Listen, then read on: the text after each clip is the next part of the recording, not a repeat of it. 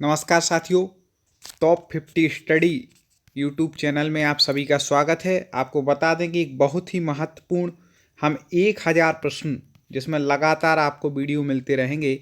1000 प्रश्न हमने छांट लिए हैं और उन पर हमें चर्चा करनी है। व्याकरण के और हिंदी से संबंधित जो भी आपके पेपर में पूछे जाते हैं, ऐसे सब कुछ उसमें लेकर के आए हैं। तो आप मेरा निवेदन होगा कि आप हिंदी व्याकरण, काव्य शास्त्र या हिंदी भाषा से संबंधित, बोली इत्यादि संबंधित जो भी प्रश्न आप यदि पूरी तैयारी करना चाहते हो तो इन 1000 प्रश्नों के लगातार आप वीडियो देखते रहें। और इसके पहले भी हमने बहुत से वीडियो अपलोड किए हैं अपने channel top 50 study YouTube channel पर, तो आप वो भी देख लें। तो आज का हम वीडियो शुरू करते हैं। सबसे पहले देखें, आँख शब्द का तत्सम है। मेरा निवेदन होगा आप भी कमेंट में उत्तर बताइए हमारे बताने से पहले। आँख शब्द का तत्सम है, ठीक है। तत्सम क्या कहलाते हैं कि संस्कृत भाषा से बहुत से शब्द जो संस्कृत से थे हिंदी में आ गए, तो जैसे संस्कृत में थे वैसे ही वो हिंदी में है, उनको कहते हैं तत्सम। और जो बदल गए हिंदी में आते आते संस्कृत से, उनको कहते हैं तद्भव। ठीक है, आगे और विषय समझाएंगे। तो आँख शब्द को कहते हैं अक्षी। क्या कहते हैं? अक्षी। ABC या D आपको कमेंट में लिखना है। तो आँख शब्द का तत्सम हो जाएगा अक्षी। अगला देखें, कई बार पूछा गया है, साखी शब्द का तत्सम। साखी शब्द, सबसे पहले तो आपको तत्सम जानने के लिए अर्थ जान लेंगे तो और अच्छे से बता देंगे। तो साखी का होता है साक्षी। कमेंट में आप उत्तर देते जाएं, देखिए कौन कितनी आपकी तैयारी है, कितने लोग सही बताते हैं। रिक्शा किस भाषा का शब्द है? ये कई बार पूछे जाते हैं, तो आपको बता दें रिक्शा जो है वह किस भाषा का है? जापानी भाषा का। आप तो याद रख लीजिएगा रिक्शा कहाँ से आया था? जापान से। बस इतना याद रख लीजिएगा जिससे आपको पता चल जाए कि रिक्शा जापानी भाषा का शब्द है। एक और बात बता दें कि आपने हमारे चैनल को तो सब्सक्राइब कर ही लिया होगा, क्योंकि सब्सक्राइब करना बहुत ज़रूरी है, जिससे कि आपको प्रत्येक वीडियो का नोटिफिकेशन मिलता रहे। चाहे आप हिंदी की तैयारी कर रहे हों और चाहे संस्कृत की, हमारे चैनल पर पूरे व्यवस्थित आपको वीडियो मिलेंगे। इसलिए आप इस चैनल से जुड़े रहें। तो अगला देखें, उत्थान शब्द में कौन सा उपसर्ग है? उत्थान में तो आपको बता दें, उत्थान को पहले आप विकसित कर लें। उत प्लस थान, तो कौन सा उपसर्ग हो जाएगा? उत। उत किसने नंबर पर दिया है? सी दिया है। ABCD में से सी। आगे बढ़ते हैं दोस्तों। निम्नलिखित शब्दों में से कौन सा शब्द उपसर्ग रहित है? याद रखिएगा, उपसर्ग रहित पूछ रहा है, सहित नहीं। कई बार पेपर में जल्दी में कुछ भी लगा के और आ जाते हैं। रहित मतलब जिसमें उपसर्ग नहीं है, उपसर्ग शब्द के पहले लगते हैं। तो अपमान एक यहाँ पर दिया है, एक दिया है अपना, आवरण और अपकीर्ति। जल्दी से कमेंट में उत्तर बताइए। तो आपको बता दें, अपमान में अप उपसर्ग है, आवरण में आ उपसर्ग है और अपकीर्ति में भी अप उपसर्ग है। तो अपना क्या उपसर्ग से रहित है? क्योंकि आ अलग हो जाएगा, आ उपसर्ग है नहीं। पना, पना ये कोई शब्द होता नहीं, इसलिए ये सही हो जाएगा। अब देखें संधि।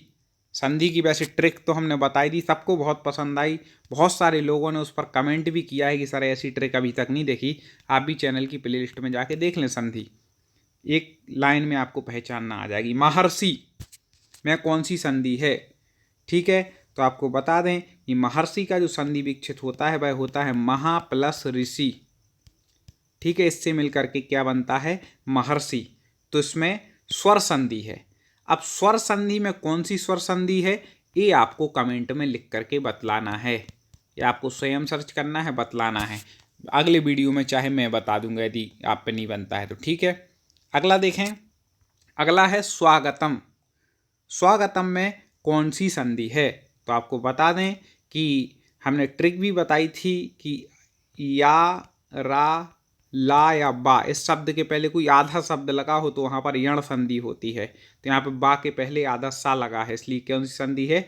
यण संधि, यण स्वर संधि। ठीक है, तो आपको बता दें इसका संधि विकसित होगा सु प्लस आगतम। ठीक है, तो क्या बन जाएगा? स्वागतम। इस प्रकार से इसका विच्छेद हो जाएगा। आगे देखते हैं, निम्नलिखित शब्दों का शुद्ध संधि विच्छेद चुनिए।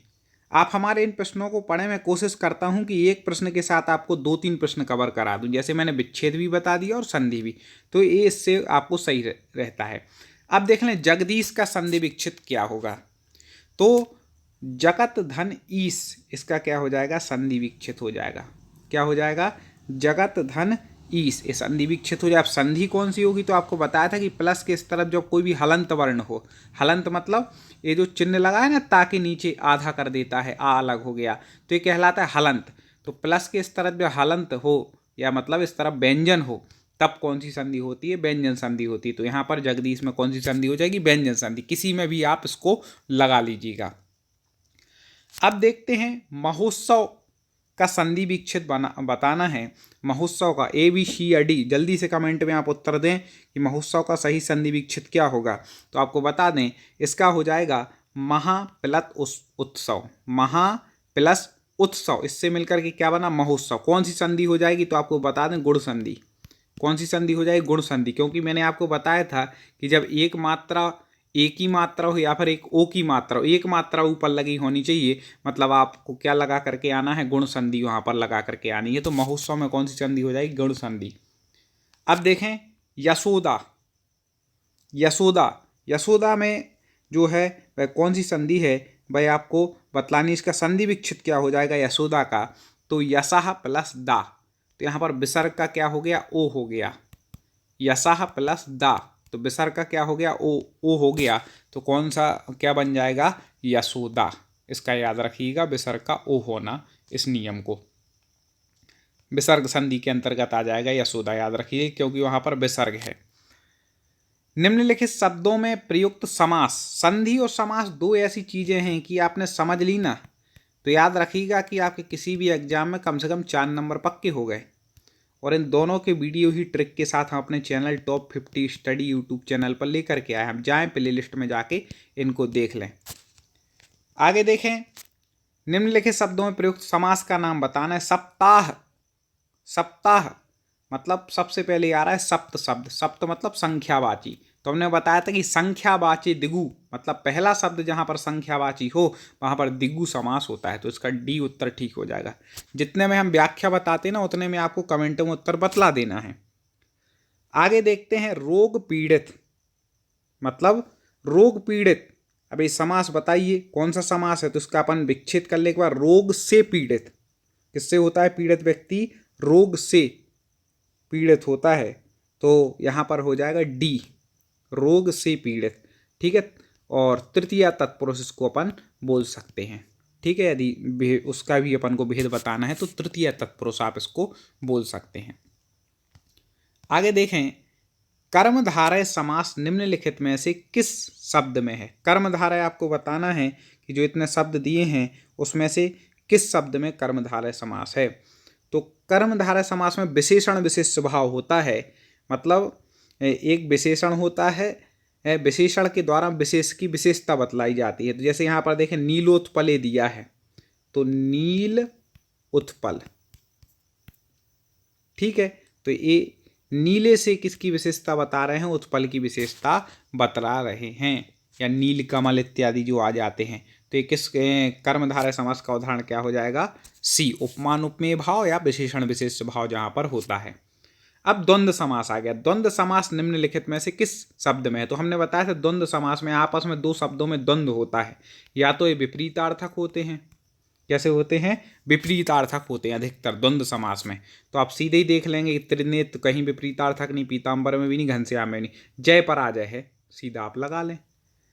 मैं कह रहा हूं गारंटी से, यदि आप हमारे पूरे हिंदी व्याकरण के वीडियो देख लें तो आपको कहीं कोई दिक्कत आने वाली नहीं है। कैसा भी आपका हिंदी व्याकरण का प्रश्न आ जाए, बस ये है कि थोड़ा सा आप टाइम निकालिए, वीडियो को देखिए, सुनिए, और उसके लिए आपको चैनल का सब्सक्राइब करना बहुत ज़रूरी है। प्ले लिस्ट में जा करके जो आपके वीडियो छूट गए हैं वो भी देख लीजिए। अगला देखें, दिगु समास निम्नलिखित में से किस शब्द में है। अब देखें, फिर हमने बोला था आपसे कि पहला शब्द क्या होना चाहिए, संख्यावाची। जो 4 में से कौन सा आपको संख्यावाची दिख रहा है, तो आपको बता दें चौराहा, मतलब 4 राहों का समूह। समाहार अर्थ में हमेशा दिगु समास होता है, समाहारे दिगु संस्कृत में कहा गया। संस्कृत के तो पूरे वीडियो हमारे चैनल पर मिलेंगे, चाहे पेडागोजी हो चाहे व्याकरण, वो भी आप देख लें। तो समाहारे दिगु मतलब समाहार के अर्थ में, तो 4 राहों का समूह क्या हो जाएगा, चौराहा, दिगु समास। आगे बढ़ते हैं, दावाग्नि शब्द का अर्थ है। अब देखें, कई प्रकार की अग्नि होती है, और मैंने देखा बड़वाग्नि, दावाग्नि, इत्यादि पूछे ही जाते हैं। इसमें सबसे ज़्यादा लोग कन्फ्यूज होते हैं, तो आज हम आपको वो याद करा दे रहे हैं। तो बता दें, सबसे पहले तो दावाग्नि कहते हैं जंगल में लगने वाली आग को क्या कहते हैं? दावाग्नि। याद रखिएगा, जंगल में जो आग लगती है क्या? दावाग्नि। पेट की आग को कहते हैं जठराग्नि। क्या कहते हैं? जठराग्नि। और जल में लगने वाली आग को कहते हैं बड़वाग्नि या बड़वा अनल कहते हैं। ठीक है, बड़वा अनल। अनल मतलब भी क्या होता है? आग होता है, तो बड़वा अनल उसको कहते हैं। तो अब देखें आप याद कैसे रहेंगे। जंगल में आग लगती है दावाग्नि। जब कहीं जंगल में आग लग जाए तो व्यक्ति कैसे भागेगा? पैर दबा करके भागेगा। तो दावाग्नि क्या हो जाएगी? जंगल की आग। ठीक है। अब पेट का दूसरा नाम है जठर। पेट का कैसा है? दूसरा नाम क्या है? जठर। तो जठर है, तो पेट की अग्नि को क्या कहेंगे? जठराग्नि। ऐसे आपको याद है, ये आपने सुन लिया मतलब आपको याद हो गया। देखना पेपर में भी आ जाए तो अब बन जाएंगे। अब जल में लगनी आग को क्या कहते हैं? बड़वानल या बड़वाग्नि। ठीक है। अब मान लो कोई समुद्र में आग लगी। समुद्र कैसा होता है? बड़ा होता है, भयंकर विशाल होता है। और जल में आग लग जाए, बहुत बड़ी बात है कोई, तो बड़वानी, बड़ी बात हो गई, तो क्या हो जाएगा? बड़वाग्नि। जल में आग लगना बड़ी बात है, इसलिए क्या हो जाएगा? बड़वानल या बड़वाग्नि। तो आपने तीनों याद रख ली। जंगल की आग क्या? दावाग्नि। जठराग्नि पेट की आग। और बड़वानल या बड़वाग्नि किसकी आग हो गई? जल में लगने वाली आग। ठीक है, तीनों याद रखिएगा। उम्मीद है आपको पसंद आ रहा होगा। एक बार लाइक जरूर कर दें, लाइक बटन पर एक बार क्लिक कर दें, तो हम लोगों को भी प्रोत्साहन मिलता है कि आप बहुत अच्छे से पढ़ रहे हैं। और कमेंट में ये जरूर लिख दें कि आप किस एग्जाम की तैयारी कर रहे हैं, तो आपके सिलेबस के अनुसार सब कुछ वीडियो आएंगे। आगे देखें, किस शब्द का अर्थ मयूर है? अब 4 शब्द दिए हैं, आपको बतलाना है कि 4 में से कौन से शब्द का अर्थ मयूर है। जल्दी से करें, क्योंकि समय को बचाते हुए हमें पूरा काम करना है। कम समय में मैं सोचता हूँ कि आपको ज़्यादा कंटेंट मिले, ज़्यादा आपके लिए लाभ हो। तो मयूर कहते हैं, आपको बता दें, केकी। ठीक है, केकी को क्या कहते हैं? मयूर कहते हैं। एक हमने लाइन पढ़ी थी, केकी कंठ समान छवि, मतलब केकी मतलब मयूर। ठीक है, तो इस प्रकार से यहाँ पर आप याद रख सकते हैं केकी। केकी मतलब मयूर। मयूर मतलब मोर। ये और याद रख लें, नहीं तो भूल जाएं। अब देखें, पुरंदर शब्द का प्रयोग किसके लिए होता है? पुरंदर शब्द कई बार पूछा गया कि पुरंदर किसके लिए प्रयोग होता है। तो आपको बता दें कि इंद्र के लिए। इंद्र के लिए शक्र भी कहते हैं, याद रखिएगा, और पुरंदर भी कहते हैं, और इंद्र भी कहते हैं, और देवराज भी कहते हैं। तो पुरंदर किसके लिए प्रयुक्त होता है? इंद्र के लिए। ठीक है, आगे बढ़ें। प्रश्न दोस्तों वो ही हैं जो परीक्षाओं में पूछे जाते हैं, इसी टाइप के प्रश्न आते हैं। इनमें से कौन सा शब्द पुष्प का पर्यायवाची नहीं है? ये याद रखिएगा कि क्या नहीं पूछा गई है। नहीं तो क्या कई लोग सोचते हैं निम्न में से कौन सा पुष्प का पर्याय? अच्छा पहले ही देखा कुसुम, आगे बढ़ गए, बस यही गलती कर जाते हैं। 1-2 क्वेश्चन तो मैंने देखा हर पेपर में व्यक्ति गलत करके आता है, उनसे हमें बचना है, और वो हम आपको अभ्यास कराते कराते उससे बचना सिखा देंगे। तो यहाँ पे पुष्प का पर्यायवाची नहीं है ये पूछ रहे हैं। कुसुम पुष्प का पर्यायवाची है, प्रसून भी है, और सुमन भी है। तो अनंग नहीं होगा। क्या? अनंग नहीं होगा। ठीक है, अब अनंग किसका पर्यायवाची है वो आप कमेंट में बताइए। देखते हैं अभी आपकी पढ़ाई कितनी है। तो 3 क्या हो गए? ये पुष्प के पर्यायवाची हैं, 1 नहीं है। आगे देखते हैं, निम्नलिखित वाक्य के लिए उचित शब्द चुनिए। मतलब वाक्यांश के लिए जो एक शब्द होता ना, वो यहाँ पर पूछा गया है। तो अब बताते जाइए कमेंट में, जल्दी जल्दी उत्तर फटाफट, तो सब पे बनते हैं। ज्ञान प्राप्ति की इच्छा रखने वाला, जो ज्ञान प्राप्ति की इच्छा रखे, वह कौन कहलाएगा? तो वह कहलाएगा जिज्ञासु। मतलब जिसके मन में जिज्ञासा हो, जानने की इच्छा भी कहलाता है जिज्ञासु, और ज्ञान प्राप्त करने की इच्छा भी कहलाता है जिज्ञासु। दोनों को याद रखिएगा। ज्ञानवान तो वो कहलाएगा जो ज्ञानी है, ज्ञाता कौन कहलाएगा? जो जानने वाला है। ठीक है, ज्ञानी को ज्ञानी कहते हैं, तो जिज्ञासु हो जाएगा। आगे देखें, सबसे ज्यादा पूछा जाने वाला प्रश्न आ गया वाक्यांश के लिए एक शब्द, जो किए गए उपकार को ना मानता हो। जो किए गए उपकार को ना माने उसको क्या बोलते हैं? कृतघ्न। अपन बोलेंगे उसको, भैया तुम कृतघ्नी हो गए, क्योंकि किसी ने तुम्हारे ऊपर उपकार किया और तुम उसको भूल गए, इसलिए वो क्या हो गया? कृतघ्न। और इसके विपरीत यदि आ जाएगा, जो किए हुए उपकार को मानता हो, जो माने कि इसने उपकार किया तो उसको कहते कृतज्ञ। क्या कहते? कृतज्ञ, कि आप इनके प्रति कृतज्ञ हैं, आप उपकार को मान रहे हो। तो जो मानता है उसको कहते हैं कृतज्ञ, लेकिन यहाँ पूछा ना माने तो उसको कृतज्ञ कहेंगे, उत्तर ठीक हो जाएगा। आगे बढ़ते हैं। जो हर समय दूसरों के दोष खोजता हो, ठीक है ना, अपन नहीं कहते निंदक नीरे राखिए वाली बात करते हैं ना, तो हर समय उसकी आदत रहेगी दूसरों के दोष ही खोजेगा, तो उसको कहते हैं परछिद्रान्वेषी। पर मतलब दूसरों के, छिद्रान्वेषी मतलब छोटे छोटे दोषों को भी, अन्वेषी मतलब अन्वेषण करता है, देखता रहता है वैसे इसमें क्या गलती कर रहे। तो याद रखिएगा, पर मतलब दूसरों के, छिद्र मतलब छोटे छोटे भी, अन्वेषी मतलब खोजना, अन्वेषण करना। तो पर छिद्रान्वेषी कहते हैं कौन, किसको? जो दूसरों के दोष खोजता हो। पर निंदक तो दूसरों की निंदा करता हो वो कहलाएगा, आलोचक भी वो ही कहलाएगा। सर्वनिंदक जो सबकी वो करे, निंदा करे। तो यहाँ पर छिद्रान्वेषी मतलब दूसरों के दोष खोजने वाला। और देखें, सौतेली माता के लिए प्रयुक्त शब्द है। सौतेली माता के लिए आप सभी लोग जानते हैं कि क्या कहा जाता है, तो उसके लिए कहा जाए विमाता। जो माता नहीं है वह क्या क्या कहलाएगी? विमाता। लेकिन सौतेली माँ भी माँ ही मानी जाती है, उसको विमाता की कोटि में आता है। कुमाता जो बुरी माता होती है, याद रखिएगा। सुमाता जो अच्छी माता है। तो यहाँ पे लेकिन पूछा है सौतेली माता के लिए, तो वह क्या हो जाएगी? विमाता हो जाएगी। आपको तो बस कंटिन्यू हमारे वीडियो देखते जाना, जितने भी वीडियो चैनल पे अपलोड हों। डेली आप 10-15 मिनट का समय निकालिए, कुछ दिन आप पढ़िए हिंदी व्याकरण में, कहीं आपको कोई दिक्कत आने वाली नहीं है। और मैं गारंटी से कहता हूँ कि आधे से ज़्यादा प्रश्न तो वो ही फंसेंगे जो हम आपके लिए ले करके आ रहे हैं। तो पिछले वीडियो जिसके छूट गए हों वो भी देख लें चैनल पे जा करके। अगला देखते हैं, जिसे जीता ना जा सके। अब जिसको जीता नहीं जा सकता है उसको क्या कहते हैं? जल्दी से कमेंट में उत्तर बता दें। तो वह हो जाएगा अजेय। जो जीता ना जा सके वह क्या हो जाएगा? अजेय। ठीक है। यहाँ पे अज्ञेय दिया है, अज्ञेय मतलब जो जाना जा सके। दुर्जय मतलब जिसको पार ना किया जा सके, इस प्रकार से होता है, तो यहाँ पे अजेय कहलाएगा वह। और देखते हैं, जो इंद्रियों से परे हो उसे क्या कहेंगे? जो इंद्रियों से परे हो मतलब इंद्रियों से जिसको हम देख ना सकें, जान ना सकें, वह क्या कहलाएगा? तो आपको बता दें कि जो इंद्रियों से परे हो, हाँ थोड़ा सा कन्फ्यूज आपको बता दें, ने ये पूछा है जो इंद्रियों से परे हो मतलब इंद्रियों को भी जिसने जीत लिया हो, तो वह कहलाएगा। कई प्रश्न ऐसे होते हैं जिनमें दो लगते हैं, क्या कहना चाह रहा है? तो यहाँ पर तो उत्तर हो जाएगा जितेंद्रिय। या फिर ऐसा कह सकते थे कि जिसने इंद्रियों को जीत लिया हो, वह जितेंद्रिय।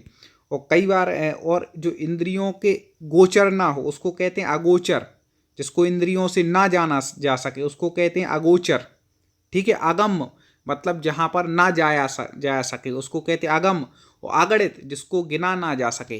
तो यहाँ पर इसका भाव इनका ये लग रहा है कि जो इंद्रियों से परे हो मतलब इंद्रियों को भी जिसने जीत लिया उससे भी आगे हो, भाई कहलाता है जितेंद्रिय। और यहाँ पर यदि ये लिख देते कि जो इंद्रियों से ना जाना जा सके तो उसको कह देते अगोचर। तो यहाँ पर जितेंद्रिय, आप इसका उत्तर ठीक लगा लेना।